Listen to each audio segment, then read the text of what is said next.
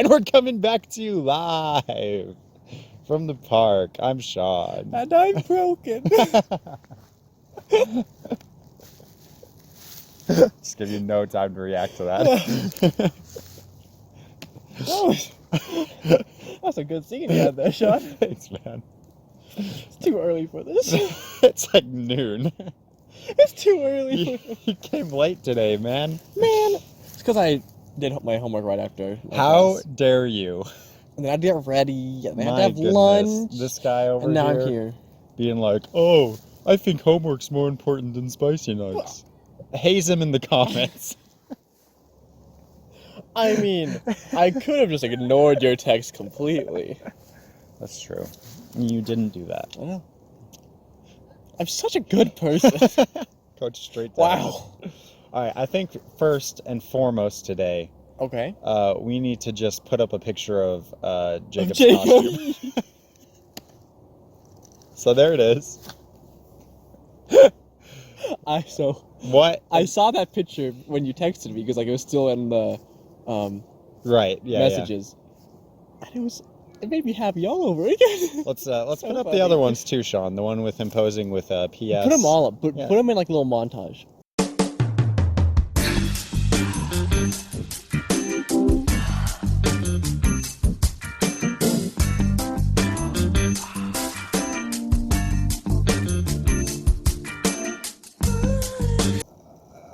I guess I could do that. Done.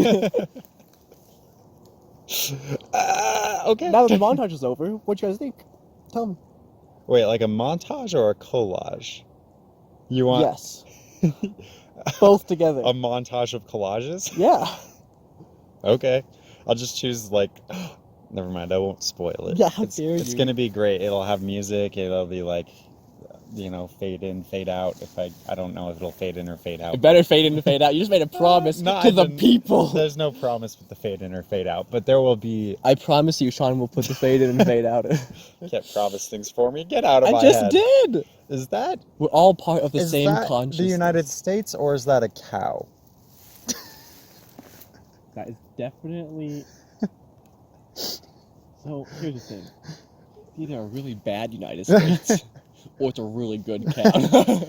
We're talking about there's some chalk drawing over yonder in the basketball court. I mean, it is election day. So a cow? Yeah. Yeah, okay, so we've covered everything I wanted to now. Wow, that was incredible. Jacob's picture. That was it. No, okay. I must say, I'm a little disappointed it took you so long to realize Jacob's costume. I knew deep down that PP does not have whiskers. That's what threw you off. And I was right. Also, not enough eyebrow. But overall, True. For the first cosplay ever done of PP, and certainly not the last. It's not the last. Why? You're so in pain.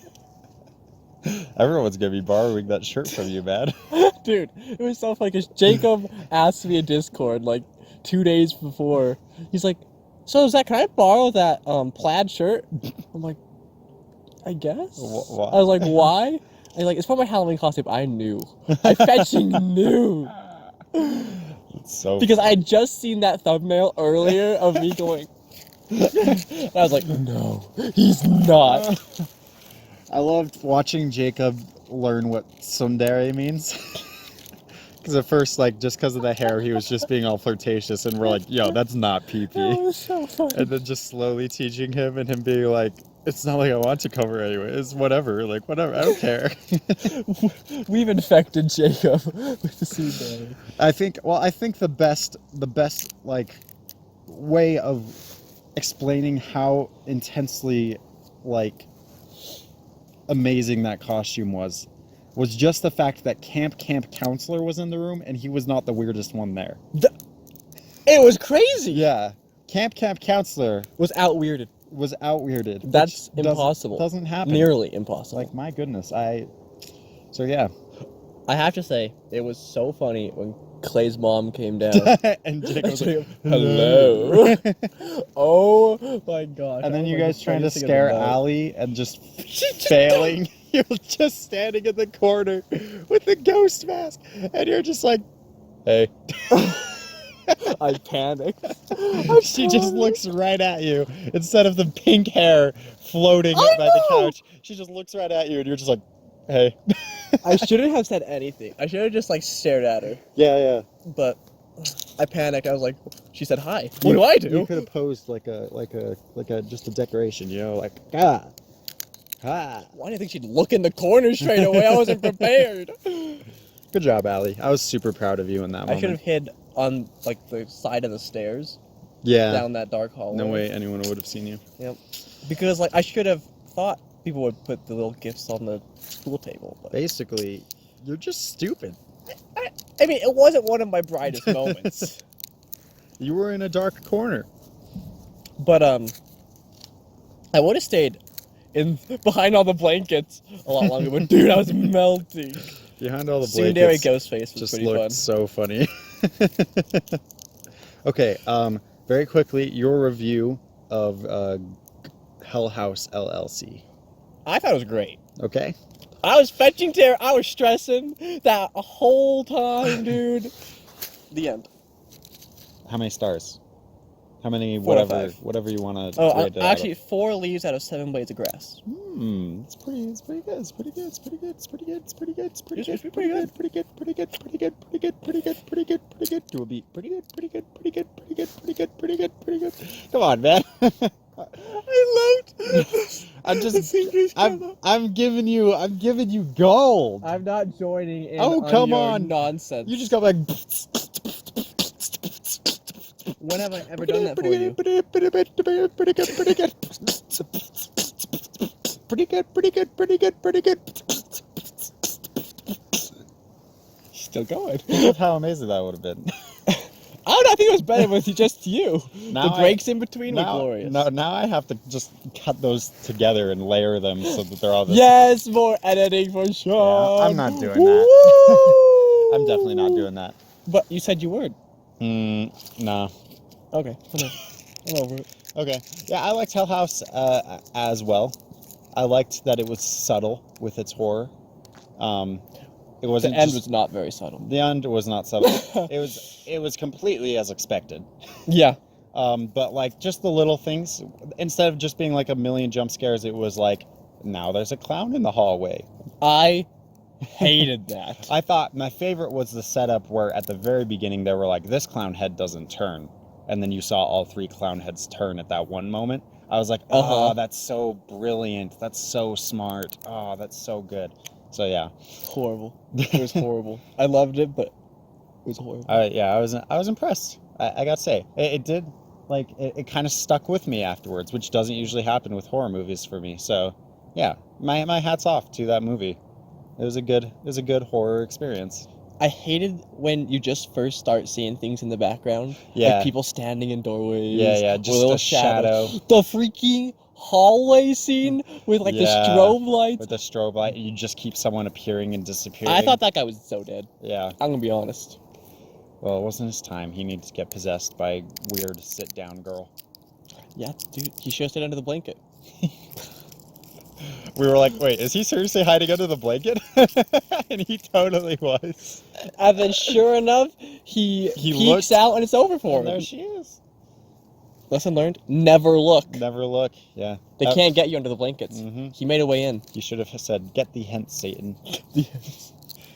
Thy temptations I shall lick.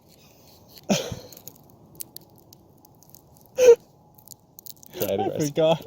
What was that whole phrase of that? It was just the licking temptations. It was, this Halloween, try to feel the spirit. Yeah. Let's lick Satan's temptations. And I was like, no.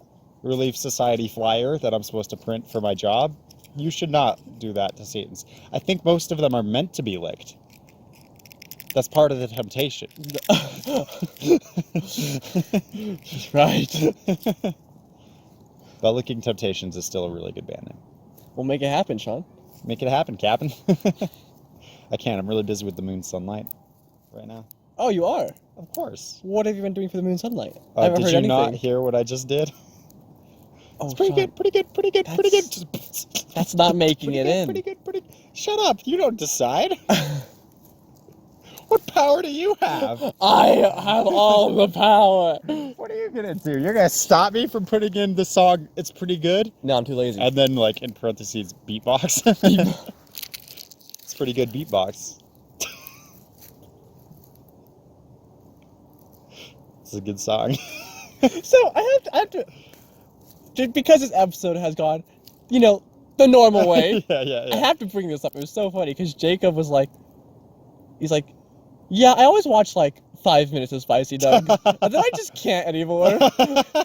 he's like, he's like, there's just nothing there. I'm like, so I was like, Jacob, I relate. And then like, but then it was because he brought up the episode where, we talked about, was it Kant or Mill? I don't Kant. remember. Yeah. And it was so funny because I was like, Jacob, we talked about that in that episode. He's like, you did? I'm like, well, you see, the first 15 minutes is always nonsense, stupid bullcrap. The last 15 minutes, we actually get into something. It's our way of wheedling out the true fans. The fake fans? The fake fans and the true fans. The true Okay. fans stay. True.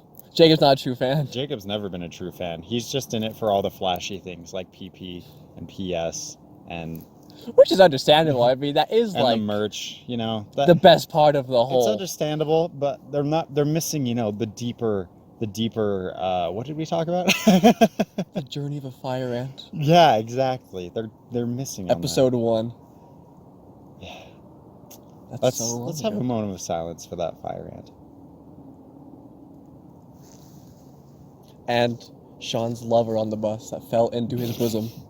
Not my lover. But yeah, we'll have a Potential. moment of silence. It's for over. Whoever that person was.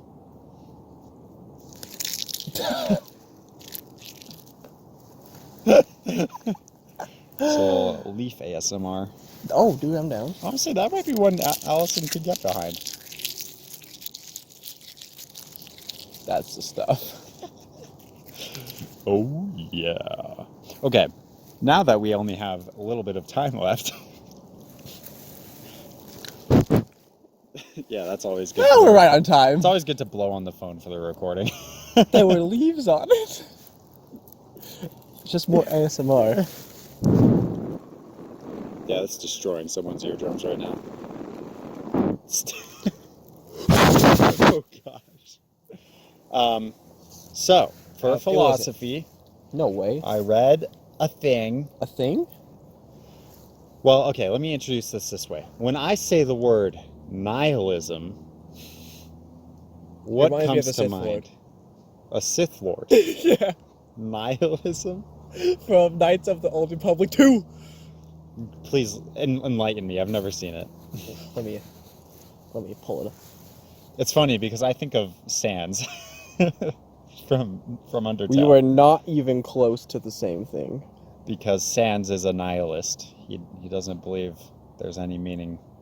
His name is... This is him. What a cutie. I know! Darth Nihilus. Is he a nihilist? Does he believe that there's no meaning in life? It's been a long time since I played that game, I'm gonna be honest. But you said Nihilus, and I was like, his mask just appeared in my Fake mind. fan, whatever. Okay, I'm leaving. Hey, no, get back! Get that, Zach! Hey, no! That was uncalled for, young man. I thought it was perfectly called for. Okay, so, and I've discussed with you nihilist Arby's. I don't know if you remember that. I brought it up in an episode of Spicy Nuggs. There's a Twitter account where they just say something really nihilistic and then they say, eat Arby's. Yes.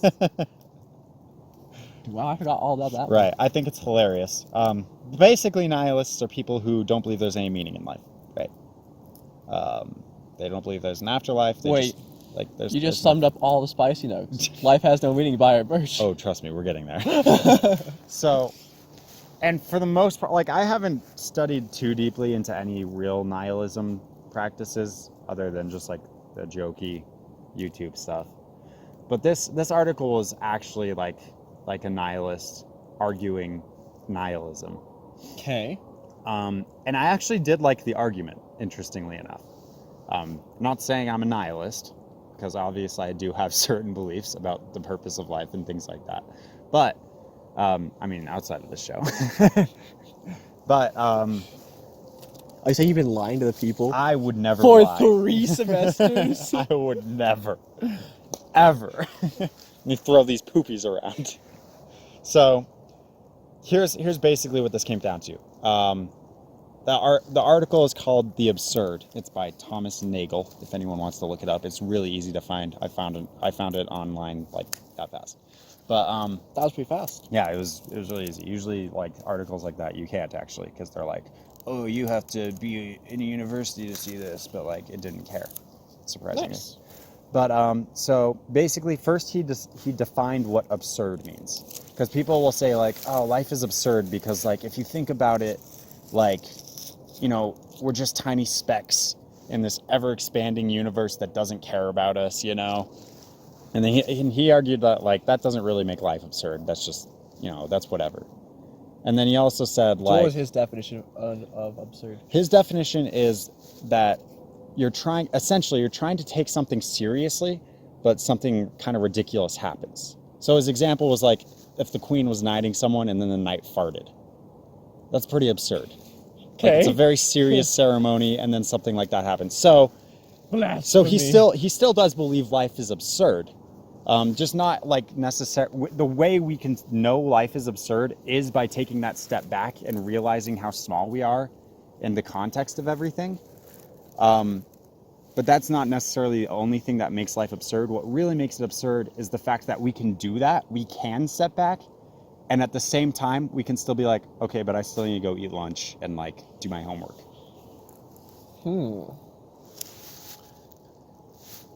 I don't know. What are your thoughts on that? So like it's absurd that we are aware that we're like so minuscule, but we still. Yeah, because we put so much effort into the things we do every day. Right. But we can also be like, why would any of this matter? But also, I got a deadline. I need to make it. Well, I think things are only as important as you make them a lot of the times. Mm-hmm. And I think a lot of what's important to us comes from things in our lives like religion, society. But I don't really know how I can like transfer that into nihilism. Well, okay, so here's his final argument, because he referenced someone who believed essentially the same thing, and they were like, their ultimate goal or finality with creating some kind of meaning in life is that they were like, okay, maybe it's absurd, but I'm gonna fight back. Like, I'm gonna make my life really matter. I'm gonna work really hard in my life. Interesting. And in that way, my life will matter despite all of the things in the world. Like, despite the fact that I'm so small. Like, he's gonna do so much. I'm gonna be remembered. Like, yeah. You know, that kind of thing. Which the author was like, I think that is a little silly. That's a little absurd. Yeah, he's like, there's like this kind of like rebelliousness that doesn't really need to happen. And his final thesis essentially was, what we need to do is realize that there is meaninglessness to it, and that makes life kind of absurd. But because life is meaningless, it's meaningless to worry about it. So you need to accept the irony that you're working so hard and that nothing matters, and just kind of live in an ironic state and just be okay with it. So I guess I would argue that even just because something seems small and inconsequential, it can be like have a huge impact. Right. Think of like, maybe a poor example, but the atomic bomb, right? What are you doing? It's an atom. Right. Like, at first that might seem small, inconsequential, but what can it cause? Yeah.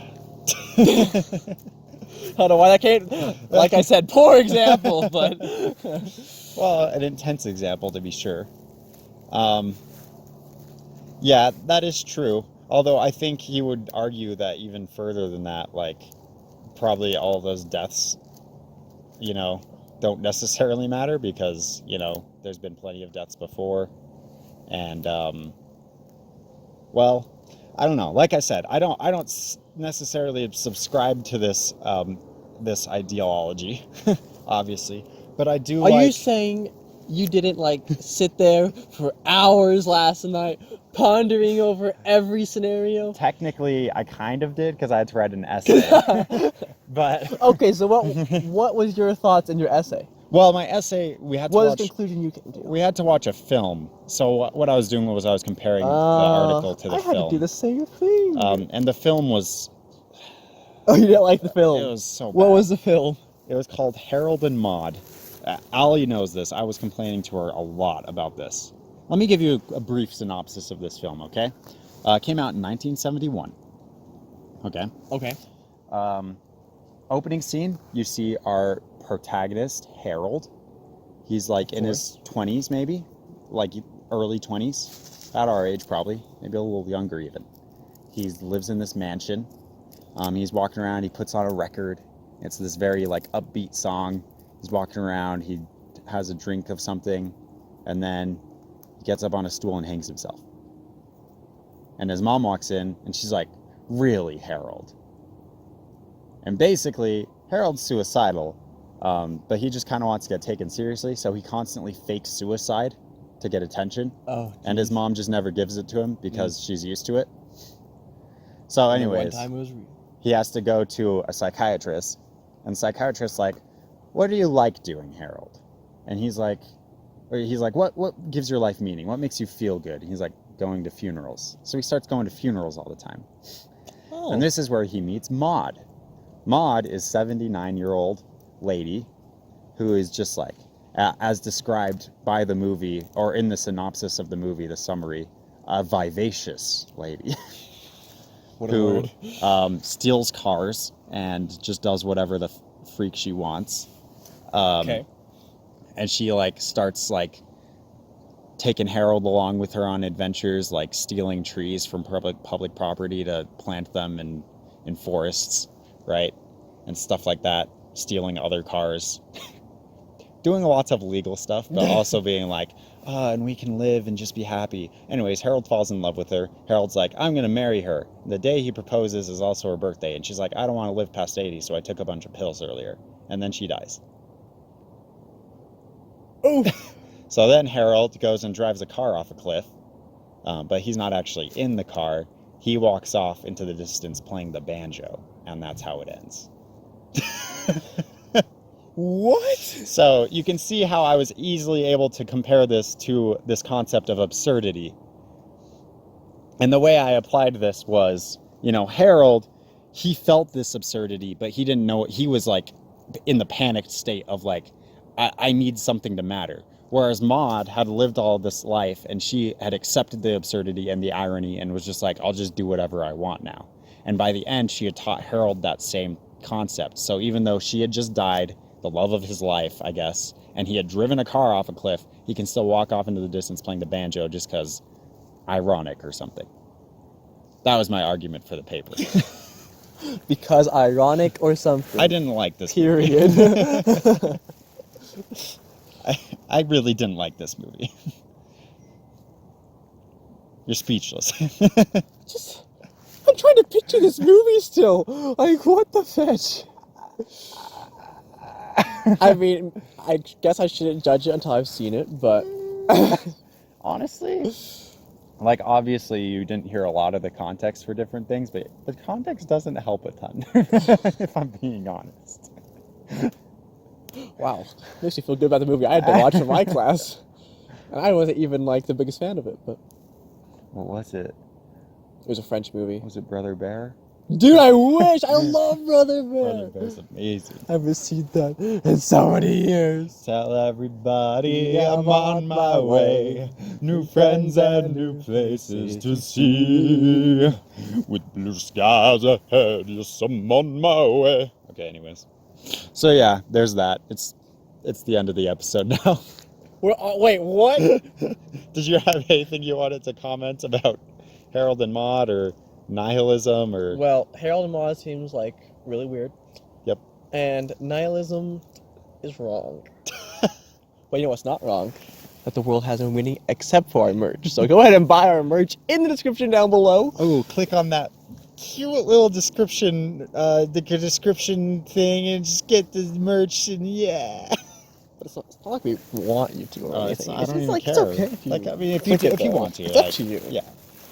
It might really mean a lot to me. But it's not like I want. Like, it's fine. Thank you all so much for joining us. I'm still Sean. And I'm still broken. And we will see you on the next episode of our wonderful show, Spicy Nougats and Smooshy Brews. Bye. Bye-bye.